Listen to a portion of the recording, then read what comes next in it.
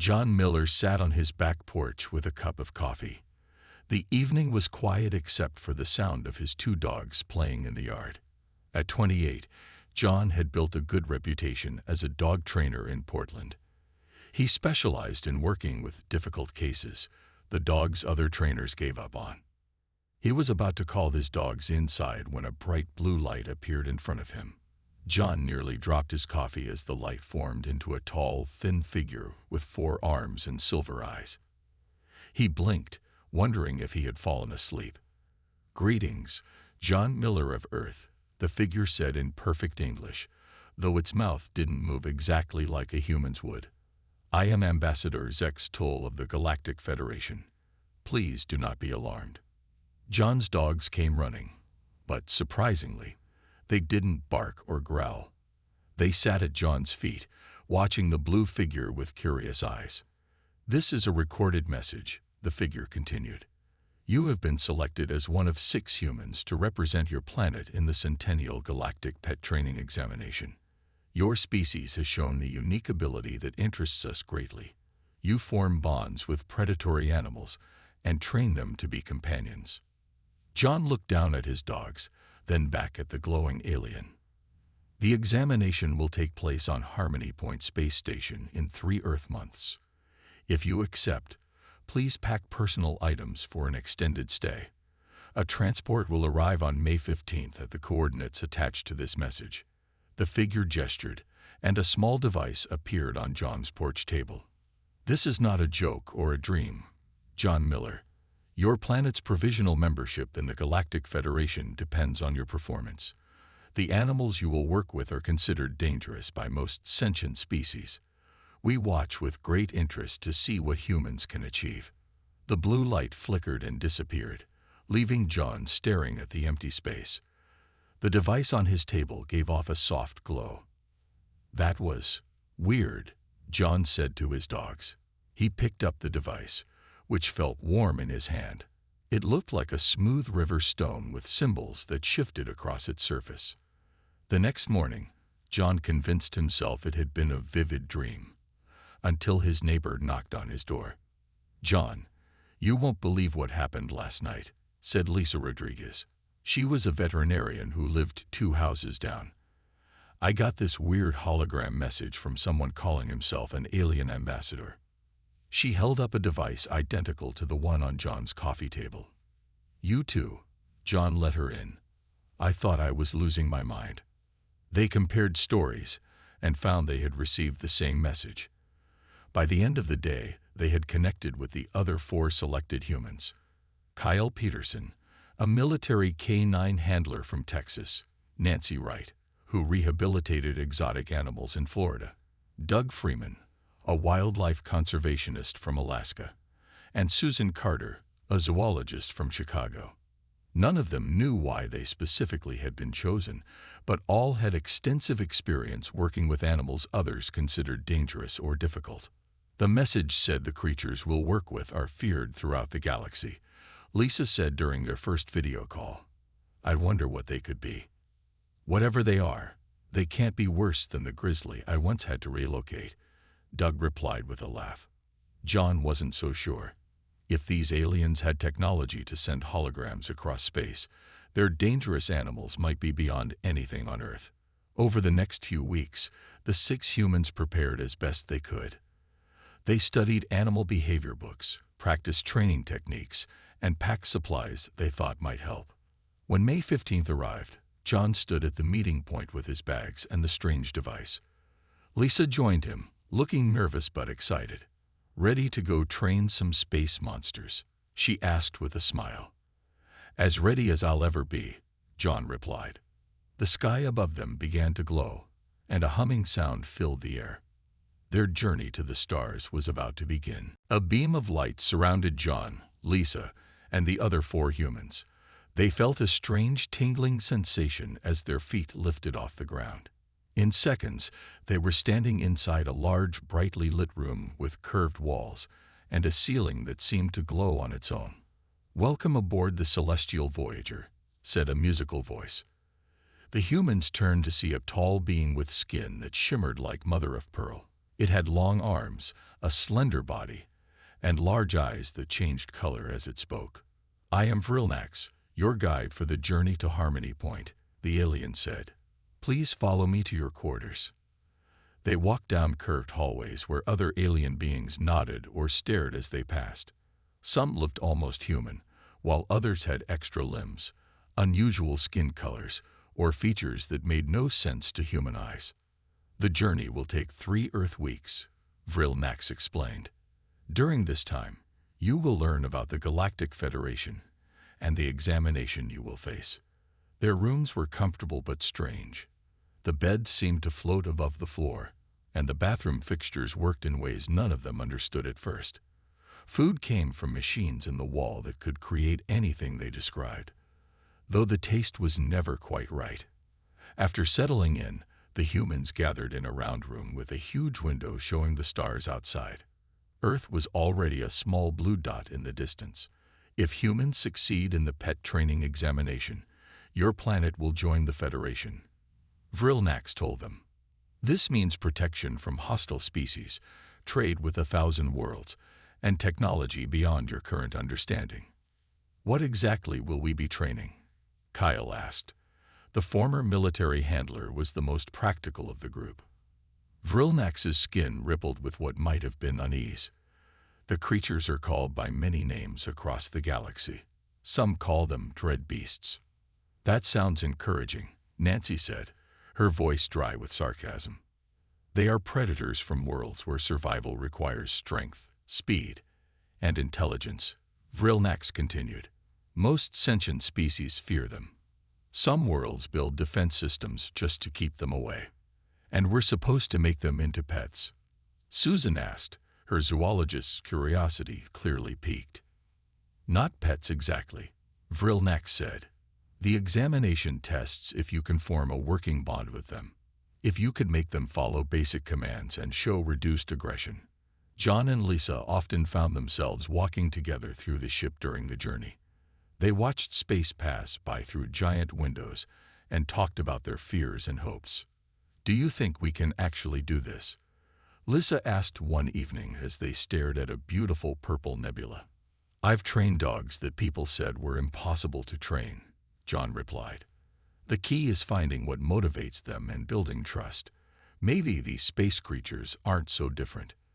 The 6 humans spent hours each day learning about the Federation from videos and holograms. They discovered it included over 300 intelligent species from thousands of worlds. Humans were among the newest species discovered, and many Federation members were watching Earth with interest. Ambassador Zex Toll visited them a week into the journey. His blue holographic form from Earth was replaced by his real appearance, a tall being with 4 arms, metallic skin, and eyes that seemed to see through things. 10 other species will compete in this examination, he told them, but none have been assigned the category of beast that you will work with. "Why give us the hardest animals?" Doug asked. Zex Toll made a sound like bells chiming. "Because we have observed humans forming bonds with predators on your own world. Wolves became your dogs. Big cats become your companions in some places. You live alongside creatures that could kill you, yet you make them love you. This is rare in the galaxy."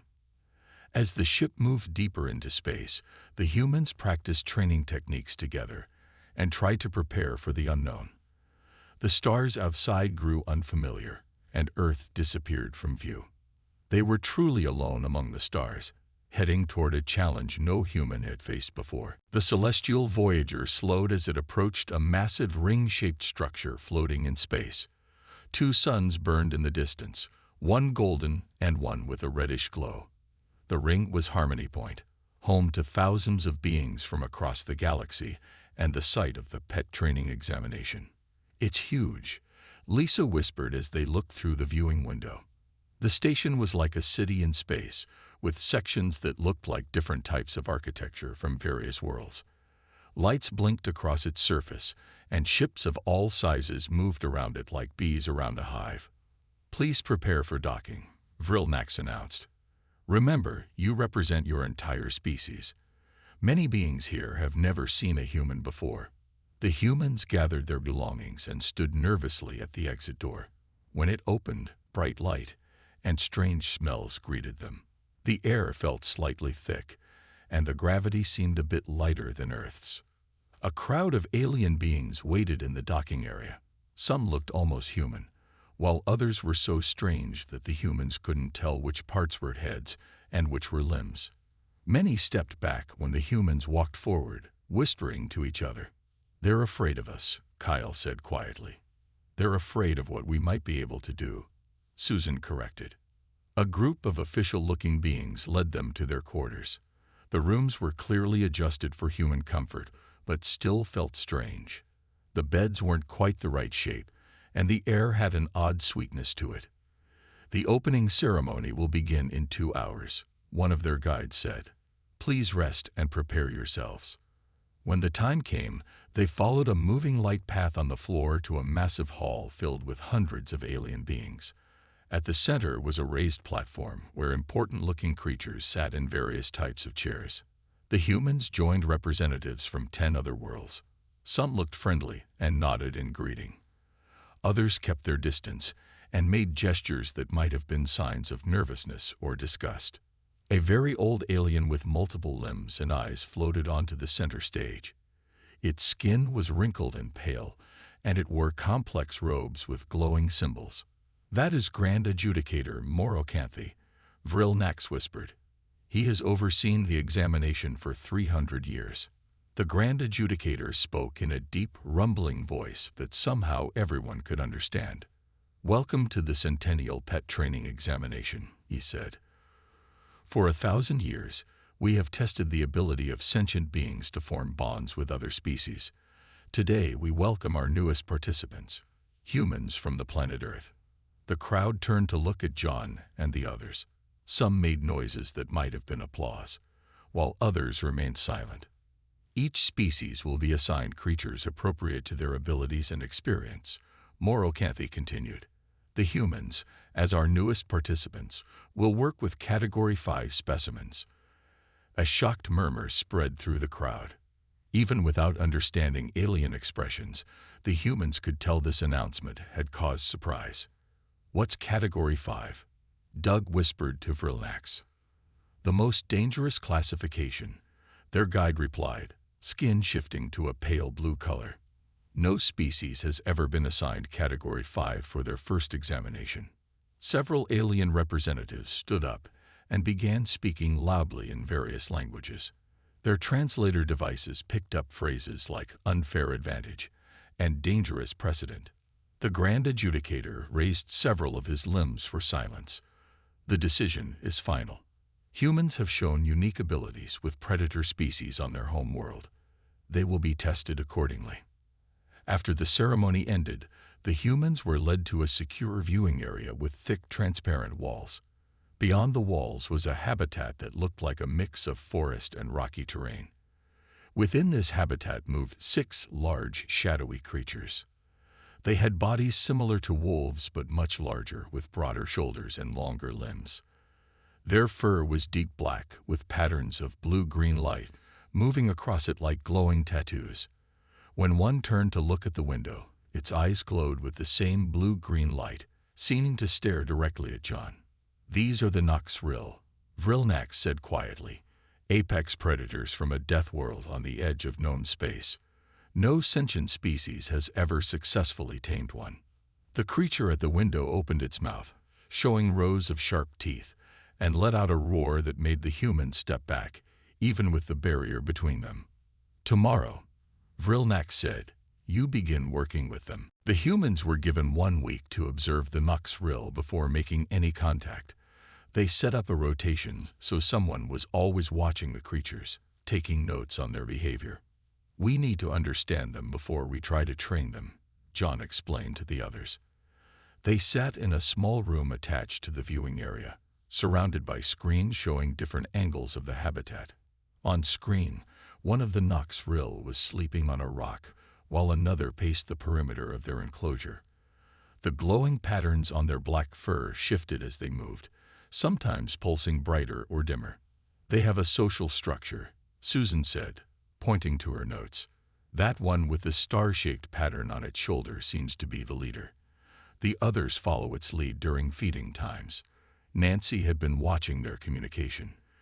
They don't just make sounds. They talk with their ears and tails too. And those light patterns might be another way they communicate. John saw many similarities to Earth dogs and wolves. The way they played by wrestling, how they marked territory, and how they slept in a group for protection. But they were also very different. They could climb like cats, and sometimes they seemed to disappear into shadows only to appear elsewhere. Lisa ran medical scans from a distance. Their biology is amazing, she told the others. They have backup organs, incredible healing abilities, and senses much sharper than any Earth animal. They can probably hear our heartbeats even through this wall. Meanwhile, they learned more about the competition. Most alien species use technology to control dangerous animals. They had shock collars, force fields, or chemical restraints. The idea of forming emotional bonds with predators was uniquely human. The other competitors watched the humans with curiosity and doubt. Some came to ask questions. "Why do you not prepare the control devices?" asked a squid-like being named Centauru. "Our species controls our assigned creatures with neural links." "We don't work that way," Kyle explained. "We want the animals to choose to listen to us because they trust us, not because we force them." Centauru's tentacles curled in what might have been confusion. Trust. With predators. This is very strange. By the 5th day, Kyle noticed something important about the Noxril's feeding routine. They don't just hunt. They test their food first. The leader eats a small bit, waits, then the others eat. That's like how we train military dogs to check for safe food. Doug spent hours studying the habitat. These creatures need mental challenges. Look how they manipulate those rocks to get to the food underneath. They're problem solvers. If we can give them puzzles to work on, they might be more open to interacting with us. On the last day of observation, the largest Noxril, the one with the star pattern that Susan had identified as the leader, walked right up to the window where John was sitting. It stared at him with glowing eyes that seemed too intelligent for an animal. "I'm calling this one Shadow," John said as he placed his hand against the glass. To everyone's surprise, the creature placed its paw-like hand against the glass opposite John's. The glowing patterns on its fur pulsed in rhythm. "I think it's been studying us as much as we've been studying it," Lisa said softly. That night, the humans met to finalize their plan. They would enter the habitat tomorrow with minimal protective gear, despite the warnings from their alien observers. "These creatures are intelligent and social," John said. "We need to approach them as potential partners, not as wild animals to be controlled." "It's risky," Kyle admitted, "but everything we've seen suggests they can form bonds if we show them respect." As they prepared food treats and collected scent samples from their own clothing, Vrilnax watched with what seemed like concern. "No species has ever entered the Noxril enclosure without full-body armor," the alien said. "You are taking a great risk." John looked at the screens showing the 6 creatures now sleeping in a pile, their glowing patterns dim in rest. "That's what humans do," he said. "We take risks to build trust." The day of first contact arrived. A crowd of aliens gathered behind the viewing wall to watch. Many made betting gestures or spoke in worried tones. "They will be killed immediately," one tall, insect-like alien said. "Perhaps not immediately. The Noxril may play with them first," another replied. John, Lisa, Kyle, Nancy, Doug, and Susan stood at the habitat entrance. They wore simple clothes and carried small bags of food treats. They had no weapons and no armor. "Remember the plan," John said quietly. "Move slowly. No direct eye contact at first. If one becomes aggressive, back away calmly."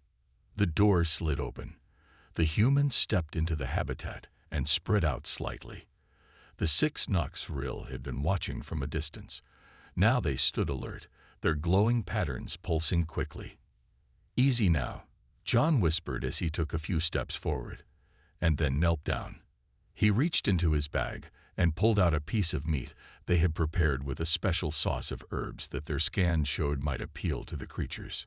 He placed it on the ground and moved back. The other humans did the same. For several long minutes, nothing happened. Then Shadow, the leader with the star pattern, moved forward slowly.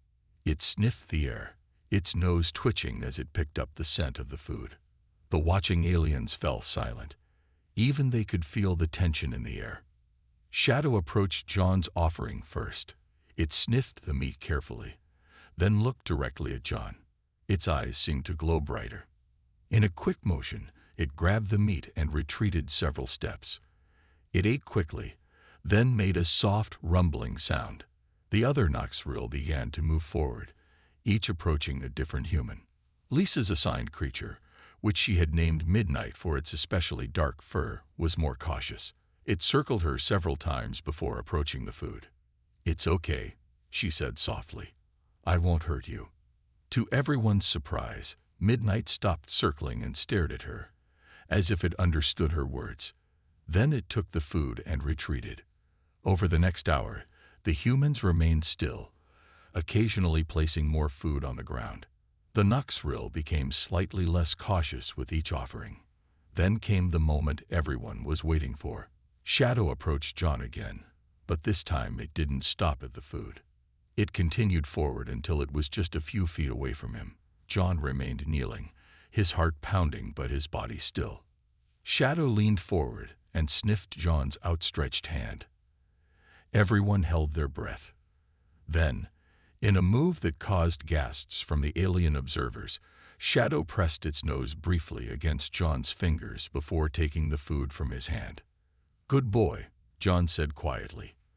The Noxrill's ear twitched at the sound of his voice, but it didn't run away. Over the next days, the humans returned to the habitat for longer periods, each focused on building a relationship with one specific Noxrill. Progress was slow but steady. On the third day, Kyle had a setback when his creature, which he had named Flint for its gray face markings, became startled by a loud noise from outside. Flint lashed out, catching Kyle's arm with its claws. "Don't move," John called as Kyle winced in pain. The other Noxrill had gone alert at the smell of human blood. Kyle remained perfectly still. "It's okay, Flint. You were scared. I understand." To everyone's amazement, Flint's aggressive posture relaxed. It made a soft whining sound and stepped back. The scratch was minor, and Kyle was able to continue after Lisa treated it. By the end of 2 weeks, each human could approach their assigned Noxrill, offer basic commands, and receive cautious cooperation. Lisa's medical scans showed decreased stress hormones in the creatures. Their glowing patterns pulsed more slowly and regularly when the humans were present. "They're starting to trust us," Susan said as they left the habitat one evening. "And we're learning to trust them," John added, looking back at Shadow, who watched them from a rock ledge. The other competitors had taken notice. Some still dismissed the human approach as foolish luck. Others watched with growing interest. A few even approached the humans for advice. "How do you make them listen without pain?" asked a furry alien whose assigned creature kept fighting its restraints. "That's the secret," Nancy explained. "We don't make them do anything. We ask, and we make it worth their while to cooperate." It was a concept many aliens struggled to understand, but as they watched the humans and Noxrill work together more smoothly each day, they couldn't deny that something special was happening. 1 month into training, the humans had made remarkable progress. Each Noxrill now responded to its name and followed basic commands like come, stay, and follow. The creatures still kept some distance, but the gap was shrinking day by day. John and Shadow had developed the strongest bond. The large creature would sometimes walk beside John, their bodies almost touching. Lisa and Midnight were not far behind in their progress. That morning, John woke to a strange sound. The lights in his room were flickering, and an alarm was making a soft, pulsing noise. "Attention all beings," a voice said through the station speakers. "We are experiencing a level 2 power fluctuation. Please remain calm." John quickly dressed and met the others in the hallway. Before they could discuss what was happening, Vrilnax rushed toward them, skin flashing with pale colors. "You must come quickly," their guide said. "There is a problem in the containment section." They hurried through the station, passing worried-looking aliens. When they reached the competition area, they found chaos.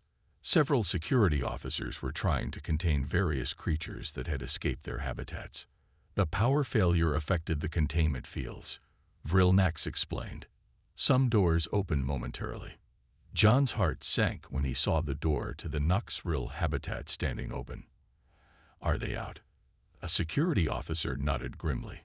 "All 6 escaped. We are tracking them through the station."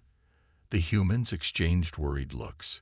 Weeks of careful trust building might be lost if the creatures were captured roughly by security forces. "Let us find them," John said. "They know us now."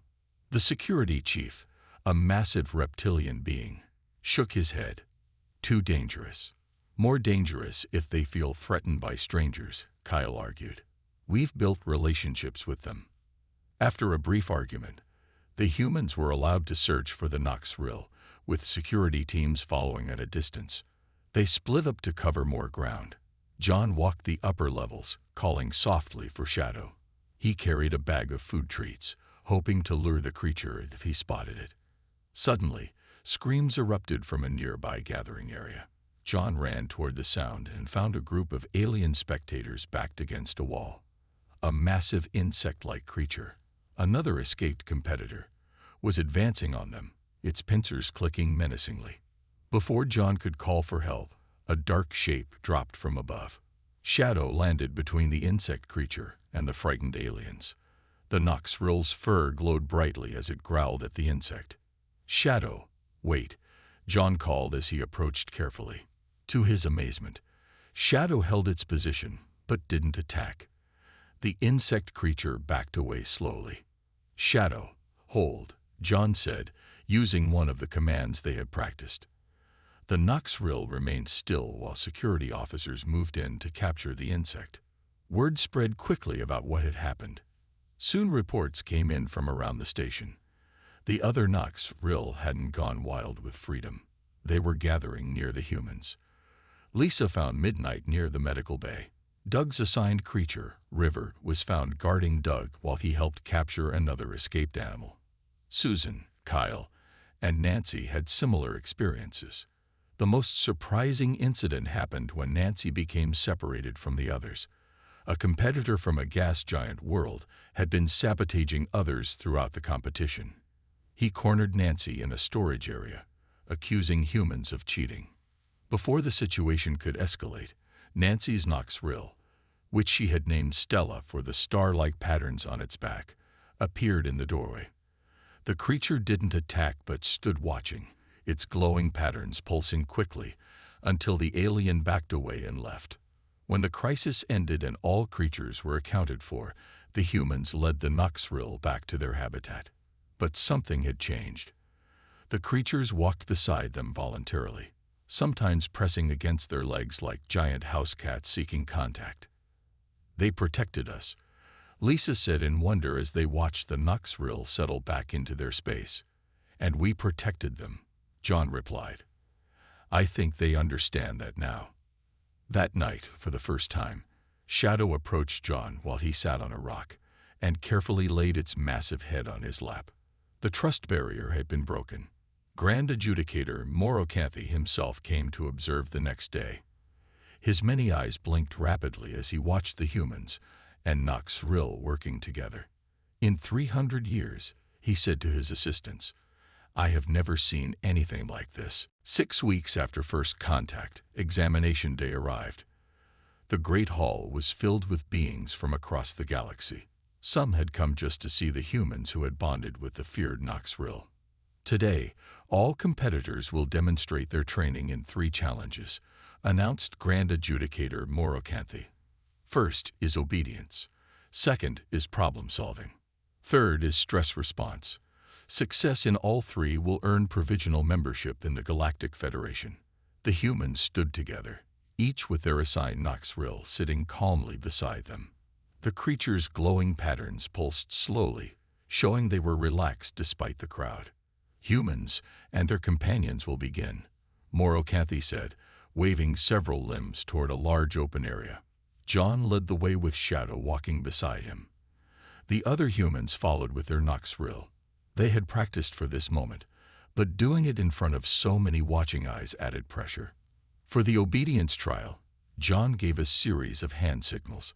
Shadow responded perfectly, moving where directed, sitting, staying, and coming when called. The crowd watched in stunned silence as the massive predator followed commands without restraints or control devices. Kyle and Flint demonstrated how the Noxrill could retrieve objects. Nancy and Stella showed how they could follow complex paths through obstacles. Doug and River displayed how the creatures could recognize different symbols and respond accordingly. Most impressive was when Lisa asked Midnight to allow a medical scan. The Noxrill lay still as she checked its teeth and claws, parts that could easily tear a human apart. "Remarkable," whispered Vrilnax, watching from nearby. "Most beings cannot even touch a Noxrill without being attacked." For the problem-solving challenge, the humans and their companions faced a series of puzzles. The Noxrill had to navigate mazes, find hidden treats, and unlock simple mechanisms.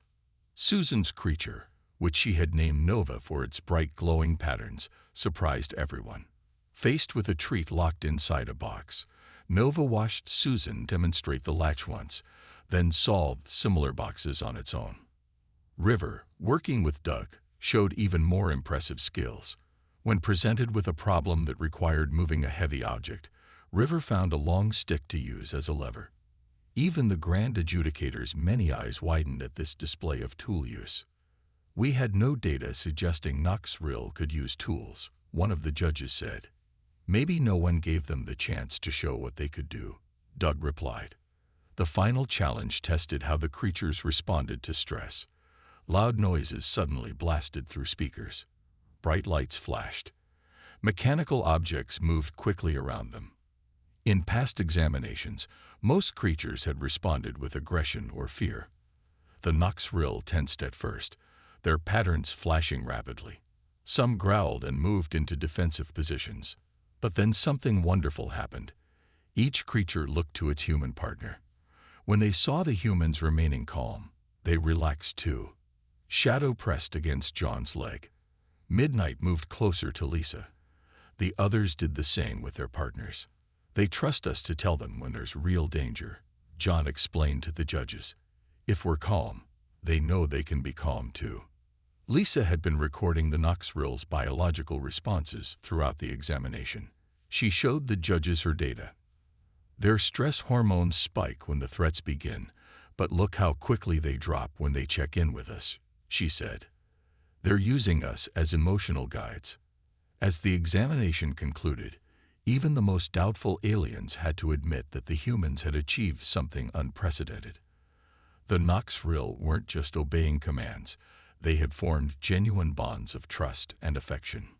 The judges gathered to discuss the results while the humans waited nervously. John knelt beside Shadow, scratching behind a creature's ears in the spot he had discovered it enjoyed. Shadow's eyes half closed in contentment, and its glowing patterns rippled gently. "Whatever happens next," John said to the others, "we've proven something important today. Not just about these amazing creatures, but about humans too." The Grand Adjudicator floated back to the center of the hall, his ancient face unreadable as the crowd fell silent, waiting for his announcement.